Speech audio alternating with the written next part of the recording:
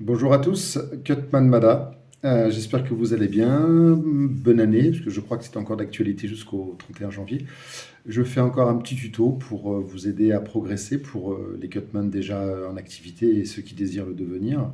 Cette fois-ci, le sujet sera comment garder mon matériel propre pour ne pas le réutiliser alors qu'il a été souillé. Peut-être même pas visuellement ou quoi que ce soit par du sang, mais il est quand même souillé par les microbes environnants, par les bactéries, par tout ce qui peut traîner. Donc il faut systématiquement en prendre soin pour déjà d'une la longévité du matériel, mais également pour pouvoir le réutiliser sur un autre événement,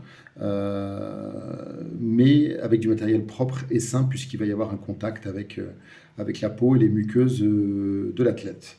Donc pour faire très très simple, il existe plusieurs choses, d'accord. Donc dans un premier temps, effectivement, vous avez, là je vais le sortir, vous avez donc ce type de choses que l'on utilise, donc les ciseaux, même si ça paraît anodin, les ciseaux servent à faire les bandages, à découper les bandages, à couper peut-être un morceau de tape pendant le combat.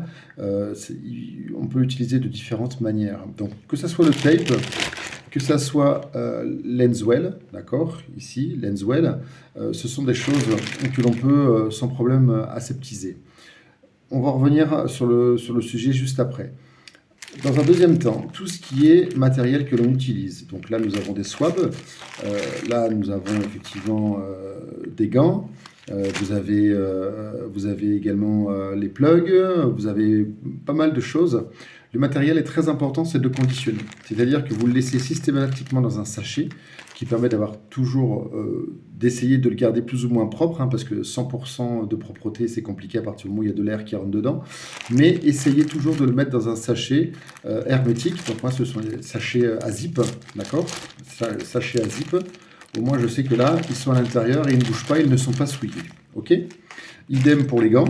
Donc c'est bien aussi d'avoir des gants avec des zips, ce qui vous permet effectivement de fermer et de garder vos gants à l'intérieur propres, sortis de la boîte et vous les mettez propres dedans. Comme ça au moins, quand vous les utilisez, vous savez que vous êtes quasiment, alors on n'est pas à 100% encore une fois, mais c'est bien de les garder propres et je pense qu'on arrive à optimiser la propreté encore et à garder cette propreté à partir du moment où c'est enfermé dans un sac.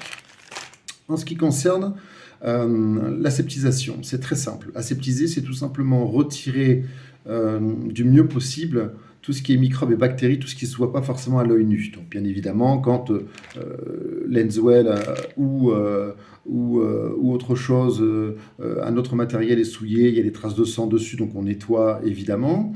Ça, c'est pas un souci. Maintenant, ce qui n'est pas visible à l'œil nu, pour aseptiser, la méthode est très simple. On peut aseptiser à la vapeur d'eau. Ça marche très bien, c'est très efficace. C'est tout ce que vous avez, un type d'exemple, balai vapeur ou des choses comme ça à la maison. Je vais vous donner une technique très très simple. Vous prenez une casserole d'eau que vous faites bouillir, puisque la température d'ébullition est à peu près à 100 degrés, même à 100 degrés. À partir du moment où elle commence à rentrer en ébullition, vous mettez par-dessus une passoire qui ne touche pas l'eau, tant qu'à faire, d'accord. Donc un peu, je dirais, la technique du bain-marie. Vous mettez vos outils de travail Cutman à l'intérieur, ok, et vous refermez. Et vous laissez comme ça quelques minutes. La vapeur d'eau va faire son travail, il va aseptiser votre matériel, tout simplement. Lorsque vous l'avez laissé quelques minutes à l'intérieur, ensuite vous le retirez. Vous prenez votre matériel avec les mains propres ou des gants pour les puristes. C'est ce que je fais moi avec des gants. Et ensuite, vous les essuyez avec un linge propre ou une bande gaz, ou une gaze tout simplement qui est propre également, sortie du sachet, vous essuyez, vous mettez dans un sachet plastique, vous refermez ce sachet plastique zippé, d'accord, et votre matériel est propre. Voilà, tout simplement. Et ça, c'est très très important parce que souvent on a tendance à réutiliser du matériel, à le ranger comme ça, un petit coup de chiffon, un petit coup de truc, et en fait voilà, c'est reparti pour un autre événement sur d'autres peaux, d'autres combattants. Sauf que des microbes et des bactéries peuvent proliférer. Donc pour éviter ça, l'aseptisation est très intéressante.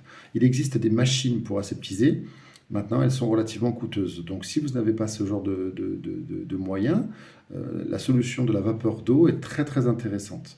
Donc, n'hésitez pas à le faire. Comme ça, vous repartez sur du matériel vraiment nickel et vous vous approchez au maximum d'une aseptisation, d'une désinfection totale, tout simplement. Voilà, alors j'espère que cette vidéo vous a plu et surtout n'oubliez pas d'être meilleur qu'hier. C'est ma devise, être meilleur qu'hier. Pour cela, ce sont des petites choses, comme je vous ai dit aujourd'hui, qui vont faire de vous que vous allez être forcément meilleur qu'hier, déjà d'une.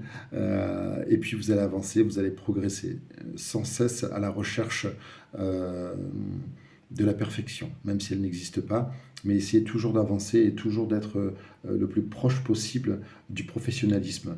Et tout ça, bien entendu, pour le bien-être de nos combattants, parce que finalement, c'est quand même eux les acteurs principaux. Voilà, je vous dis à très bientôt, et pour une autre vidéo sur autre chose, un autre petit tuto, si je peux vous aider avec grand plaisir. À bientôt, au revoir.